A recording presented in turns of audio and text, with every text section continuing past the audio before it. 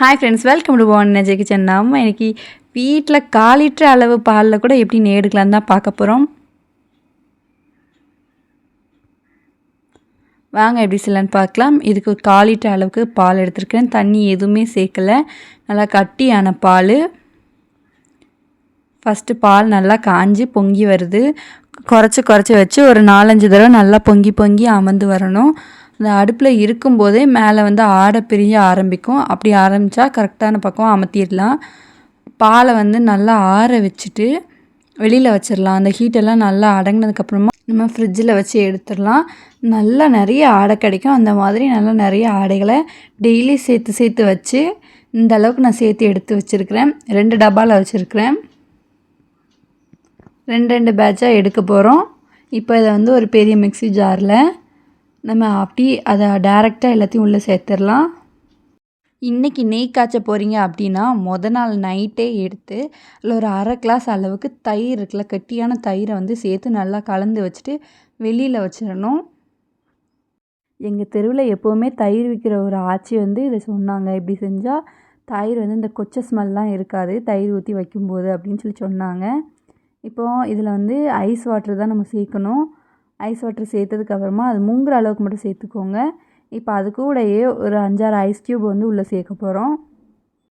Mixie அரைக்க சூடாகவும் அந்த சூட்டெல்லாம் தணித்து நல்லா வெண்ணெய் திரண்டு வர்றதுக்காக ஐஸ் க்யூப் நம்ம நிறைய சேர்த்துருக்குறோம். விடாமல் ஒரு 5 நிமிஷம் அடிக்கும்போதே நல்லா வெண்ணெய் திரிஞ்சு வந்துட்டு இப்போது மேலே அப்படியே மிதந்து நிற்கும். அந்த மிச்சம் எல்லாம் அந்த வேண்டாதது எல்லாமே கீழே போயிட்டு வெண்ணெய் மட்டும் அப்படியே நல்லா திரண்டு வரும். அதை அப்படியே உருட்டி எடுத்துக்கிடலாம். பாருங்கள், பார்க்கவே எவ்வளோ சூப்பராக சாஃப்டாக இருக்குன்னு. நல்ல ஒரு பெரிய உருண்டையை நல்லா உருட்டி எடுத்துக்கலாம்.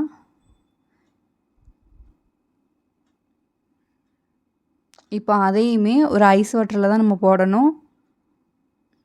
ஒரு பவுலில் ஐஸ் வாட்டர் வச்சுட்டு நம்ம எடுக்கிற வெண்ணெய் எல்லாத்தையுமே நல்லா அந்த கையில் இப்படி எடுக்கும்போதே அந்த தண்ணியெல்லாம் கீழே போயிடும். இன்னும் நல்லா கொஞ்சம் லைட்டாக ஒரு அழுத்தம் கொடுத்து உருண்டை பிடிக்கும்போதே அவ்வளோ தண்ணியும் கீழே போயிடும். இப்போ பாருங்கள் எப்படி சூப்பராக இருக்குது. நம்ம ஆல்ரெடி ஐஸ் வாட்டரில் போட்டிருக்கோம் இல்லையா, அந்த ஐஸ் வாட்டர்லேயே நம்ம எடுத்து வச்சுருக்க வெண்ணெயை லைட்டாக பிசைஞ்சு விட்டுறணும். ஏன்னா அந்த லைட்டாக அந்த ஸ்மெல்லாம் இருக்கும் இல்லையா, இத்தனை நாள் ஸ்டோர் பண்ணி வச்சுருந்தோம்ல, அந்த ஐஸ் வாட்டரில் நம்ம நல்லா அலசும்போது அது எல்லாமே போயிடும். நம்மளுக்கு காய்ச்சும் போதும் அந்த கொச்சை ஸ்மெல் எதுவுமே இருக்காது. சின்ன வயசுலேருந்தே எங்கள் வீட்டில், எங்கள் அம்மா வீட்டில், எங்கள் ஆச்சி வீட்டில் எல்லார் வீட்லேயும் மாடு உண்டு. அதனால் ரெகுலராக எப்போவுமே எங்கள் வீட்டில் இருக்க நெய் தான். நெய் கடையில் கொடுத்து வாங்கின பழக்கமே கிடையாது. ஆனால் எங்கள் ஆச்சி எங்கள் அம்மாவுக்கு அப்புறமா நம்ம காய்ச்சும்போது அது ஒழுங்காகவே வரல. ஒழுங்காக வந்தாலும் அந்த கொச்சை ஸ்மெல் வந்தது. இப்படி பண்ணும்போது கொச்சை ஸ்மெல் எதுவுமே வராது அப்படின்னு அந்த தயிர் விற்கிறவங்க சொன்னாங்க. இப்போ நம்ம எடுத்து வச்சுருக்க வெண்ணெயை அப்படியே ஒரு பாத்திரத்தில், அதாவது அடுப்பை ஆன் பண்ணி விட்டுட்டு நம்ம எடுத்துருக்க வெண்ணெயை அப்படியே டேரெக்டாக உள்ளே சேர்த்துட்டு கரண்டி வச்சு ரொம்ப நேரம் அப்படியே கிண்டிகிட்டே இருக்கணும் அப்படின்லாம் அவசியம் இல்லை. போட்டுட்டு ஒரு 2 தடவை வேணால் அப்படி லைட்டாக அந்த கிண்டி விட்டுட்டு மேலே அந்த நுரையாக வரும்ல, அப்போ மட்டும் லைட்டாக அங்கிட்டு இங்கிட்டு நல்லா கலந்து விட்டால் அவ்வளோதான். நல்லா கொதித்து சூப்பராக ரெடியாகி முருவி வந்துடும். இப்போ அது நல்லா நெய் அப்படி எல்லோ கலரில் இருக்கும்போது ஒரு கத்து முருங்கை இலையை நம்ம உள்ளே சேர்த்துடலாம். அப்படி முருங்கை இலை முருவி வரும்போது அப்படி வாசனை இருக்குது பாருங்களேன், வீடே தூக்கிடும், அவ்வளோ ஸ்மெல்லு வரும். எடுத்து வச்சுருக்க நெய் எல்லா நெய்யும் காய்ச்சலை, அந்த டப்பா இருக்குல்ல அதை தான் காய்ச்சினேன். அதுக்குள்ளேயே கரண்ட் போயிட்டு இது எடுத்து வச்சுருக்கிறது ரொம்ப போயிடக்கூடாதுன்ட்டு அப்படியே இதை சரி நம்ம காய்ச்சிருவோம் அப்படின்ட்டு எடுத்தாச்சு.